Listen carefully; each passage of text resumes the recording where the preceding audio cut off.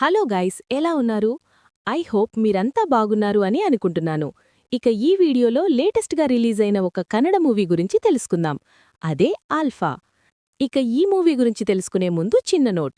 అసలే మనది కొత్త ఛానల్, సో సబ్స్క్రైబ్ చేసి కొంచెం సపోర్ట్ ఇచ్చారంటే మాకొక మోటివేషన్లా ఉంటుంది. ఇక ఈ ఆల్ఫా మూవీ విషయానికొస్తే కర్ణాటకలో 2 నెలల క్రితం రిలీజ్ అయ్యి హిట్ కొట్టింది. అయితే రీసెంట్గా తెలుగులో డబ్బింగ్ అయ్యి అమెజాన్ ప్రైమ్లోకి వచ్చింది. ఇక ఈ మూవీ స్టోరీ ఏంటంటే, హీరో అర్జున్ ఆర్టిఫిషియల్ ఇంటెలిజెన్స్ సాంకేతికతతో కార్లలో కొత్త ఫీచర్లను ప్రవేశపెట్టాలనే ఆశయంతో ఉంటాడు. అయితే హీరో ఫాదర్ శక్తి మాత్రం తన కొడుకు కూడా తనలాగే పోలీస్ ఆఫీసర్ అవ్వాలని కోరుకుంటాడు.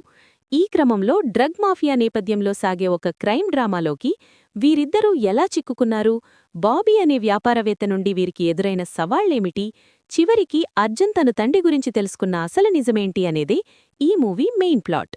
మధ్యలో ఆకాంక్ష అనే అమ్మాయితో అర్జున్ ప్రేమాయణం, ఆమె ప్రవర్తనలో మార్పులు వంటి అంశాలు సాదాసాదాగా సాగుతాయి. ఇక్కడి వరకు బాగానే ఉంది. మరి ఈ మూవీలోని యాక్టర్స్ విషయానికొస్తే హీరోగా హేమంత్ కుమార్ తన ఫిజిక్తో ఆకట్టుకున్నాడు. నటన కూడా పర్వాలేదు అనిపిస్తుంది. హీరోయిన్ ఆకాంక్ష కూడా మోడర్న్ పాత్రలో హుందాగా నటించింది. సీనియర్ నటులు అచ్యుత్ కుమార్ మరియు నాగతిహళ్లి చంద్రశేఖర్ తమ పాత్రలకు న్యాయం చేశారు.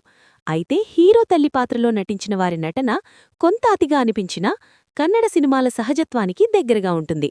అంతేకాదు, ఈ సినిమాలో సంభాషణలు డబ్బింగ్ వర్షన్లో కూడా మెప్పించాయి. ముఖ్యంగా బ్యాంక్ సీన్లలో వాడిన ప్యూరిటీ, షూరిటీ వంటి ప్రాసలు, అక్కడక్కడా చొప్పించిన చమత్కారాలు తెలుగు ఆడియన్స్ని అలరిస్తాయి. టెక్నికల్గా చూస్తే ఈ మూవీ పర్వాలేదనిపిస్తుంది. ఇక డైరెక్టర్ విజయ్ నాగేంద్ర సినిమాను ఫస్ట్ హాఫ్లో చాలా సాఫ్ట్గా నడిపించి క్లైమాక్స్కి వచ్చేసరికి భారీ ట్విస్టులు మరియు బిల్డప్లతో ముగించారు. కానీ ఆల్ఫా అనే పేరు వినగానే మనకు యానిమల్ లాంటి వైల్డ్ యాక్షన్ సినిమా గుర్తొస్తుంది. కానీ ఈ సినిమాలో అలాంటి హింసగానీ బోల్డ్ కంటెంట్ గానీ ఏమీ లేదు. కేవలం ప్రేమలో విఫలమయ్యి తల్లిదండ్రుల విలువలను తెలుసుకునే ఒక యువకుడి కథగానే ఇది సాగుతుంది. ఇక బ్యాక్గ్రౌండ్ మ్యూజిక్ కొన్ని సినిమాల్లో విన్నట్లు అనిపించినా అనవసరమైన ర్యాప్ పాటలు మరియు వినడానికి అంతగా ఆకట్టుకోని పాటలు సినిమాకు మైనస్గా మారాయి. మొత్తంగా చెప్పాలంటే ఈ సినిమాలో బలమైన ఎమోషన్లు లేకపోవడం పెద్ద లోటుగా అనిపిస్తుంది. ముఖ్యంగా తండ్రి మరియు కొడుకుల మధ్య వచ్చే సెంటిమెంట్ సీన్లు ప్రేక్షకుణ్ణి అంతగా కదిలించలేవు. క్లైమాక్స్ కూడా హడాహుడిగా ముగించినట్లు అనిపిస్తుంది.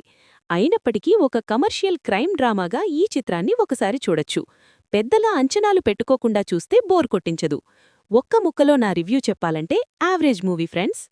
మరి మీరు ఈ మూవీ చూసుంటే మీ అభిప్రాయాలను కామెంట్ సెక్షన్లో చెప్పండి. అలాగే మరిన్ని మూవీ అప్డేట్స్ కోసం మన ఛానల్ని సబ్స్క్రైబ్ చేసుకోండి.